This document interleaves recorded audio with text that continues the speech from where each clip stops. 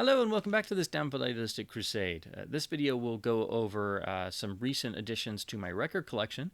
These are primarily titles I picked up at this past weekend's local record convention.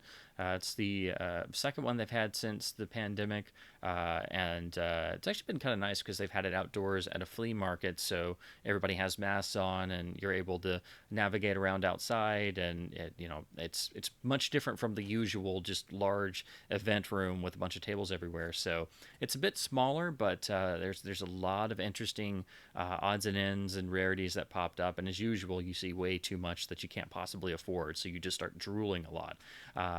Also picked up one or two records on eBay and in local shops, so gonna mix those in as well. So this is just an update video. Again, the vast majority of it are titles I picked up at this past weekend at the record convention. So I'm in the process of grading and cleaning and adding them to my collection and stuff. So I figured, why not go ahead and make a video? So with that said, let's go off to the record table.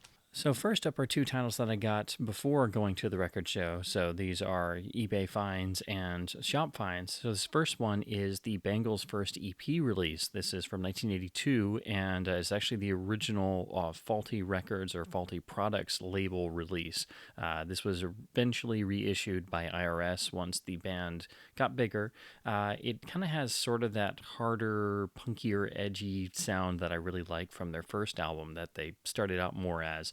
So it is a bit different sounding than what you would typically think of the Bengals sound if you don't know too much of their early material.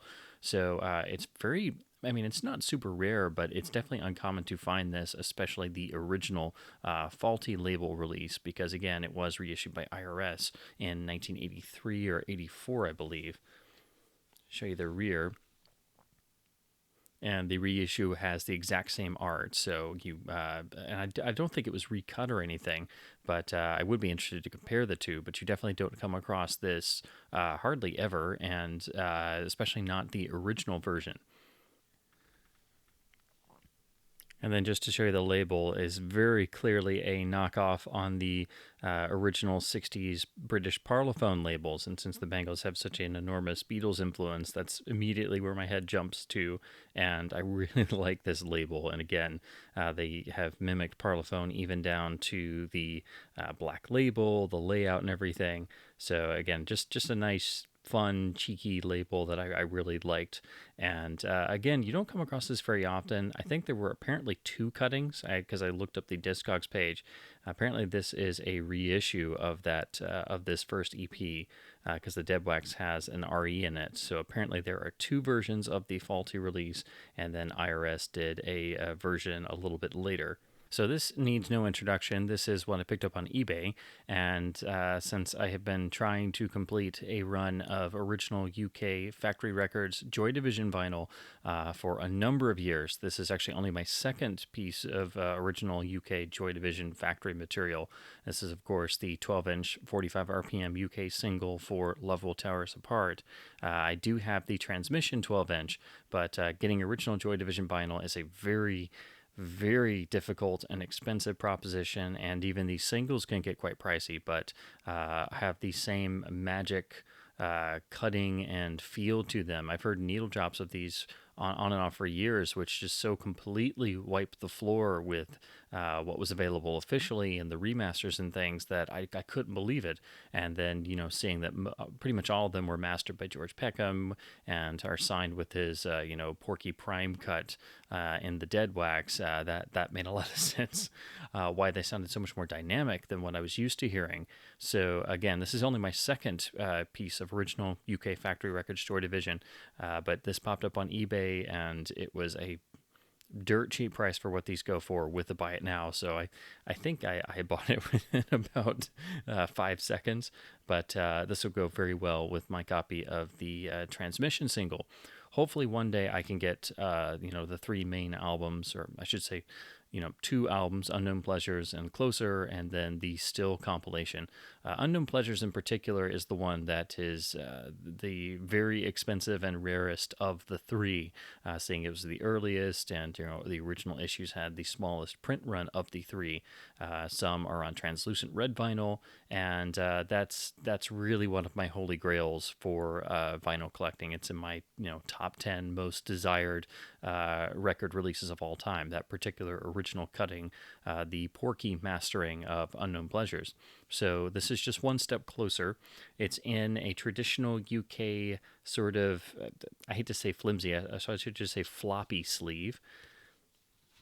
And Factory used the similar credits on all their US releases, so you do have to kind of scrutinize when you're looking at releases online or even in your hands that if you're trying to get UK presses as opposed to US ones, which are themselves rare, you have to make sure that which country of origin you're looking at, because outside of this still has the Made in England sticker on it on the back, which is obviously not printed on the jacket, but isn't included. But outside of little signifiers like that, looking at the actual record and the deb wax and the catalog number, you do have to scrutinize with factory releases because they just all say a Factory Records product. So here, of course, is the classic Factory Records label, which is the same on all the releases of the era. So this looks the exact same as the Transmission single I have, but this is just another gem in my collection now. I've been trying to get this for ages. Again, it's a lot easier to get the 12 inches, and of course they are cut at 45 RPM. They sound incredible. So listening to this, I mean, it's one of the greatest songs ever recorded, and everybody knows it, but this is pretty much the definitive way to hear this song, I think. It's backed with These Days, and what's interesting is they give you the alternate take of Love Will Tear Us Apart. So if you haven't heard the specific single and the alternate take version, there are some who prefer that over the iconic release version. So it's really cool to see that they included that on this as well. Now, moving on to the LPs I picked up at the local record collection, I've got these done alphabetically, so we'll go through them that way. And these are just a mix of some really cool, interesting titles that I picked up from a variety of different bins. Some were from dollar bins, some were from, several for $2 or $3. Some I picked up because it was a special, and then one was actually because it was from boxes that were all three for $1. What's great about record conventions is you're dealing with actual store owners and people who know what they have and what they're talking about. So oftentimes they're looking to get rid of really great items at great prices. So what one table's dollar bin or $3 or $5 bin will have pristine or really great condition records that would normally cost you $5 to $10 or more. So some of these I just picked up simply because I wanted one record and I had to get 2 or 3 to get the actual discount. So, but there were some really interesting finds and some blind buys. So starting alphabetically, here's one of the ones I picked up in one of those bins where it was 3 for $1. So been trying to get more into Shirley Bassey's other albums and her non-James Bond singles, of course, me being a gigantic Bond fan. So this is the Something album that she did for United Artists Records in the early 70s or late 60s. I think this is probably maybe 69 or so. But it does, of course, give you a Beatles cover of Something. And really interestingly, it has her doing Light My Fire, which just really appealed to me. And condition-wise, it's in really nice shape. Nice cover, nice jacket. I was really surprised because I was just looking for, some other titles to go with the one I was really wanting. The jacket's in really nice shape. It doesn't have too much H wear or anything. It is the stereo LP. I've got to give it a nice cleaning, but it's actually in pretty nice shape and the labels are in good shape. And again, it's the UA stereo version. So yeah, I checked it and expected it to be, just totally knackered on both sides and have lots of groove wear and stuff. But it's actually in nice enough shape, and I've tested it and not without even cleaning it, and it plays through pretty fine even without a cleaning. So this is the album that I was actually super excited about in that 3 for $1 bin. So I was looking for 2 others that I could get to match it. So it's got a little bit of wear, but the LP is immaculate. This is an upgrade copy for me or I should say, a second copy of Chic's Risque. And as you can see, this is an original Atlantic Records promotional copy, so it still has the gold not for sale stamp here in the corner, and it has the Atlantic Records big white sticker for radio stations and DJs with the little tick boxes and the track running times for both sides. And Atlantic is known for doing this, so when you find one of their promos, if you find it with the big label sticker on the front, then it's a full-on promo. Of course, it obscures most of the art, but didn't expect to see this kicking around a bin for 33 cents. So my go-to copy is a bit worn. I've played it a million times. Chic is still one of the most underrated bands of all time, and I've been trying to get their main run of albums and get better upgrade copies when I can, and start getting some of their 12-inch singles, which do feature some alternate mixes and different things. And there's a whole lot of different variations of those, which I'll get into later in just a minute. So this is the iconic cover, which I think is one of the great covers of the era. Show you the rear. For me personally, this is my favorite Chic album. I think it's the strongest one start to finish, and it has practically most of my favorite Chic songs, even just on side one alone. And then side two kicks off with My Forbidden Lover, which is the underrated gem of their whole catalog, and I think without question my favorite of all Chic songs. That's my personal favorite.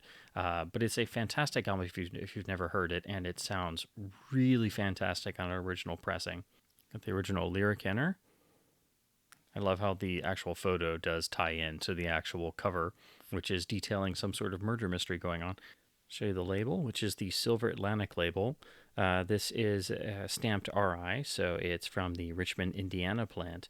This was mastered by Dennis King at Atlantic, so it has his stamped signature in the dead wax both sides, and he cut the vast majority, actually pretty much all of Chic's main records, and all of these sound great. This one in particular, it's my most played since it's my favorite of theirs, but they really are fantastic bargain bin essentials, and can get really tricky to get in good shape. So again, the cover's a little worn, but it's a clean promo copy that, again, I was just stunned to find kicking around for 33 cents.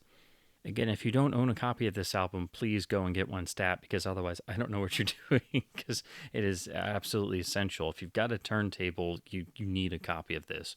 They also had two Chic 12-inch singles, which again, I mentioned we would get into these some. So these are from Atlantic, and they are specifically on a disco label. Again, there are a number of varieties of the Chic 12 inches, so I am trying to get into collecting more of them. But again, it can be quite difficult to find clean, unplayed examples of these, particularly Good Times, since it's such an iconic song and was played to death in clubs everywhere. But again, there are also different mixes and different tempos and speeds on certain songs, and some of those are tucked in on various 12 inches. So there is a lot of variety, and of course, there are also the mixes on the 7-inch singles. So anytime I can find a Chic 12-inch that's in good shape, I go ahead and grab it, even though I'm not exactly sure what all the variations are as of yet. So here it is closer up. So this is Le Freak, backed with Savoir Faire, and again, it's mastered by Dennis King at Atlantic. He did, pretty much their whole output in their main famous period in the mid to late 70s into the early 80s. And as you can see, I guess the original owner was Bobby, who stamped his name on some labels and covers, which he will reappear several times in some of these that I found. They had one other on the same generic disco label and 12-inch cover. So this is Dance, Dance, Dance. Different mix, has a short version on one side and then an extended long version on the flip side. So here's the label shot. Again, mastered by Dennis King at Atlantic. And again, the long version is just shy of 8.5 minutes. So next up is Culture Club, who's a band I, of course, know of, as everybody does, but I've been trying to get more into their actual back catalog of albums. So this is 1984's Waking Up with a House on Fire, which is a fantastic title. Really nice cover, of course, super colorful as all of their covers are. What's great about this is a nice, clean example that is a promo. And anybody who knows me, or if you've seen my other record collecting videos, not only do I, try and focus on original pressings and country of origin, but if I see something that's got a promo stamp on it, then I can't resist. I have to have it because it's a promo. Again, the idea being that a promotional copy is, one of, if not the first issue of an album or first early stampers and sent out to professionals, either DJs or radio stations or reviewers or critics that would, know how to take care of a record and listen to it a few times and then put it back on the shelf where it would be, perfectly preserved. So generally speaking, promos are usually very clean and very good condition, and again, are the earliest possible stampers, with some exceptions. So, otherwise, it's identical to a standard copy, but as you can see here, as some labels would do, it's tucked up in the barcode, but you have the little gold not for sale promotional stamp. Here's the enter with lyric sheet and photos. And the flip side. Here's your label shot on Epic. Again, it doesn't indicate anywhere who did the mastering, but it does carry a Sterling stamp on both sides, so it was obviously mastered at Sterling. Next up is an essential turntable must. I couldn't believe this was at the show at in really good shape for such a cheap price. This is, of course, Def Leppard's Pyromania, and of course, for music nerds, music fans, record collectors, and audiophiles, it really needs no introduction. The main famous era of Def Leppard, High and Dry and Pyromania and Hysteria are all known for their recording qualities and their exceptional vinyl pressings, particularly on Pyromania and Hysteria. And these were also, very large sellers on CD. So the vinyl is not always super common, and of course, people held on to theirs. But it's very difficult to find well-priced, affordable, clean copies of these. You hardly ever see them, and then when you do, they do carry a nice premium markup on them. Not always because people know how good they sound, but because it's such famous material, which since the vinyl resurgence has always meant and come out as very large price tags and record stores. So I couldn't believe this was there, for $10 or less. The cover's in pretty nice shape. It's got a little crumpling on the corners, but still retains its luster. Looks really nice. No bad damage or anything. And then flip over on the back. Again, nice to find one that's cheap and affordable with where the cover isn't shot. It's just a plain paper inner. Show you the label on the original Mercury label. It's credited as being mastered by Bob Ludwig, but on every copy I've seen and in the dead box here, it's got the Masterdisk stamps and it's got Howie Weinberg's signature.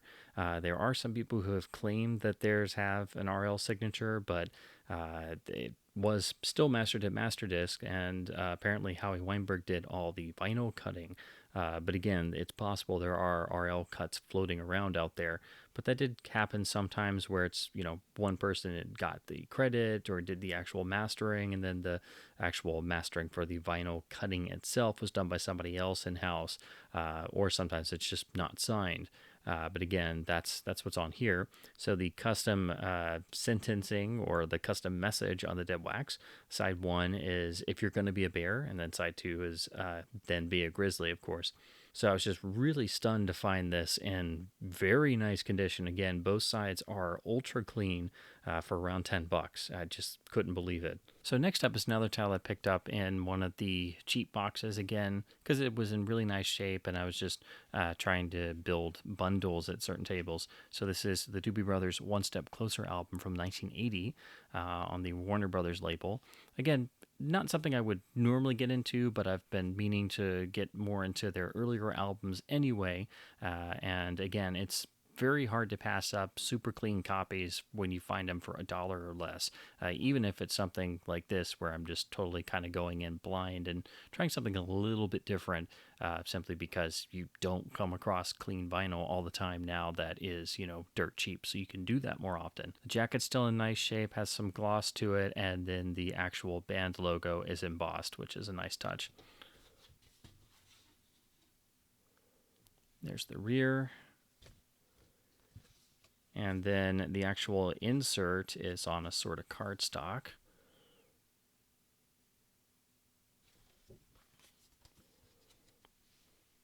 And it's just on the standard Warner Brothers label. This was mastered at Kendon Records, Kendun. I never know exactly how to pronounce that.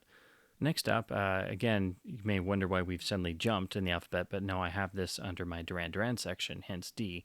This is the Andy Taylor's solo album, Thunder, from 1987 on MCA. I've never actually heard this in its entirety, so I was happy to find a nice, clean, cheap copy for less than $1. The only problem is this is a record club pressing, which, if you've seen my other video, I try to avoid them. But occasionally I find something like this that's, again, less than $1, perfectly clean, and I've always wanted to hear this album. So this is a nice little stopgap so I can finally hear the record start to finish, and then, eventually find a actual original pressing, non-club copy. But again, the cover is in nice shape, and the actual LP is, practically perfect. So this came out in '87 after Duran Duran's Notorious album came out, where Andy did play some on it, but by this point he was, firmly starting off on a solo career. And I've heard some tracks from it, and I've just always meant to hear the whole thing. What's also cool is the art on the club edition is actually different from the standard version, which, flipping back to the front, because I thought it looked a little strange, because what you see everywhere else and on the CD and the cassette and the standard LP, the actual art has blue skies and there's a white background. So apparently for some reason they went with a black background, which looks a lot more stark on the club edition. So it's one of the few times the club version has something unique to it. It probably does share the same mastering, but the actual LP dev box just has the traditional club run out grooves where you don't know for sure. There's the insert.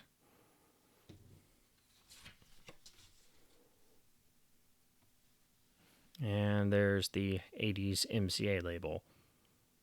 So again, this is absolutely mint. It looks like it's never been played, and it has the really cool alternate artwork on the jacket. So I was like, you know what? I know it's a club copy. I'm going to break my own rule simply because, I've wanted to hear this for way too long and just been meaning to get a copy. So next up is the first of two really fantastic Peter Gabriel titles that I found. Again, saw these and they were in immaculate shape and the pricing was pretty on point, so I pretty much just bit the bullet in there and I was like, I'm getting these. So this, of course, is a alternate version of the iconic third solo album, often referred to as Peter Gabriel 3, or more commonly known as the Melt album, which is by far and away my favorite Peter Gabriel album and features the iconic cover art you see here, which for me is one of the greatest album jacket arts ever designed. It's in my top 10, actually scratch that, my top 5 best album arts of all time. So this is a complete re-recording of the vocals in German. So this is the German version of the Melt album, or Peter Gabriel 3, which is credited here as the Ein Deutsches album. Again, they have updated the what was yellow for Peter Gabriel's name on the standard release of the Melt album. It is green here.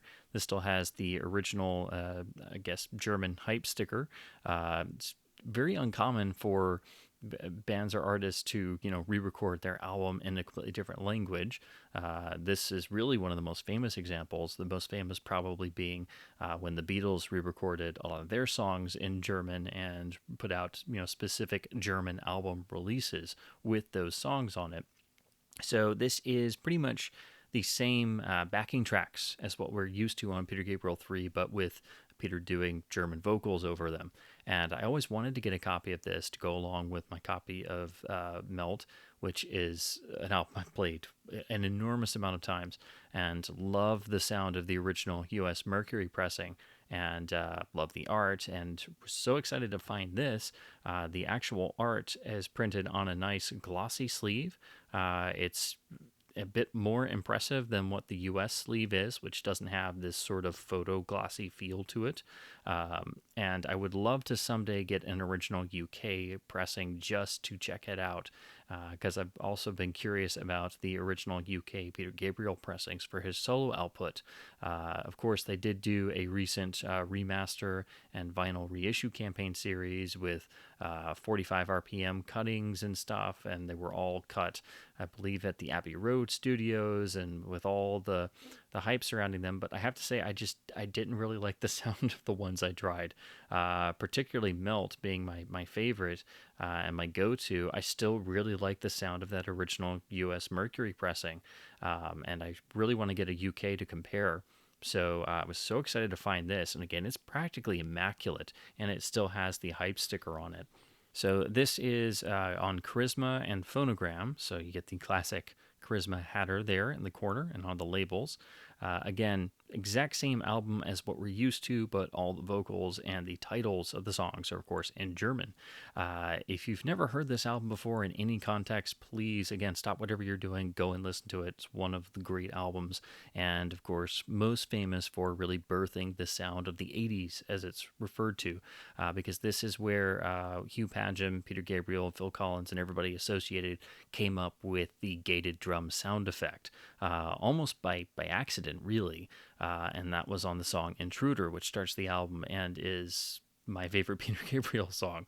And Gabriel's mandate for this album, Peter Gabriel wanted to do an entire record without cymbals whatsoever. So on all the drum tracks, there are no hi-hats, there are no cymbals, and it really gives a completely different context and feeling to the whole album.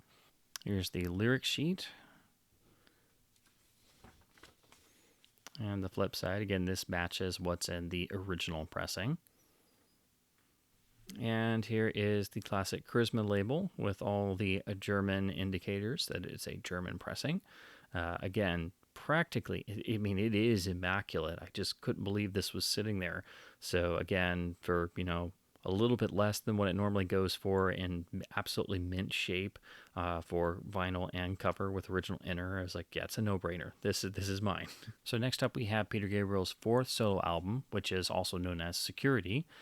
This is the original US Geffen LP, which I already do have the standard, well, I shouldn't say, I have the promotional Quiex version, which, like most copies, was cut at the Townhouse Studios in London.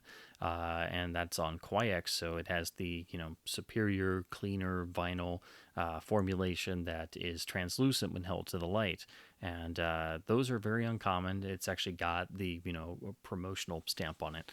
But what's interesting about this, why I bought this extra minty copy, is because it features the alternate mastering for the album. Now, this was an early digital recording, so I do also have the standard CD as well, which I was always curious about.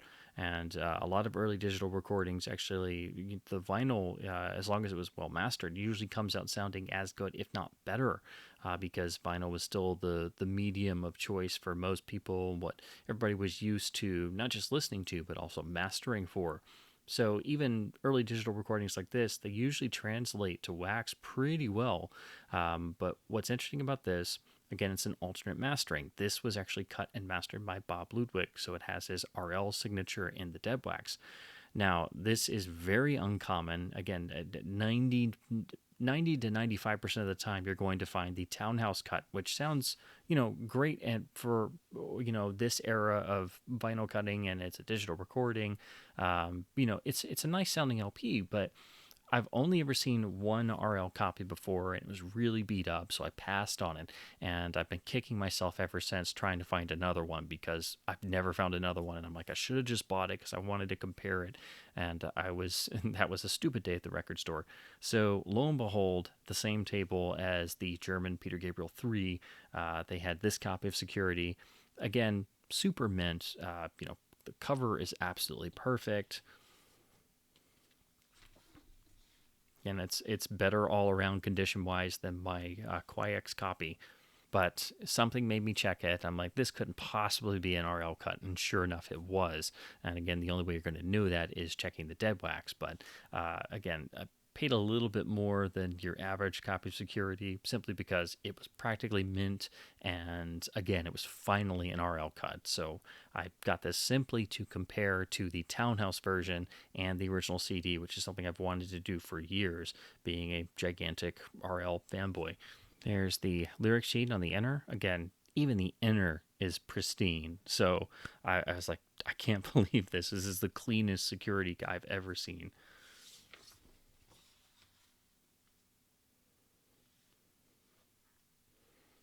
And there's the Geffen label. Like most RL cuts around this time period in the 80s, it's Masterdisc stamp on one side, and then side two has the Masterdisc stamp and the RL signature. So a lot of times he would only sign one side. Um, Again, I'm thinking maybe this was a reissue because it does have an RE at the end of the dead wax, which usually indicates reissue or recut. So maybe for some reason they wanted a second version that Bob Ludwig mastered himself. And again, this one is very uncommon. So, again, 90% of the time you're going to find the Townhouse London cut, which again sounds fine for what it is, but I've always wanted to find the RL version to compare them. So now I can compare this to the Townhouse and the original CD. Next up are two Kansas albums, another band I've been trying to get more into for ages. So this is their 75 album Mask. Again, these were, dollar bin vines. They're little beat up, but the actual vinyl itself is relatively pretty clean. And again, it's a nice, decent, player copy for, about 75 cents or a buck. Give me a shot of the label. And then a copy of Left Overture that the cover's definitely rough, but the vinyl itself is in pretty nice shape. It's not totally shot. And again, I was just trying to get some decent player copies because I've been trying to get more into Kansas for a number of years and explore more of Prague and different bands. And again, it's getting really difficult to find even decent player copies of albums like this that are well known with iconic songs, that aren't going to completely break the bank. Here's the band shot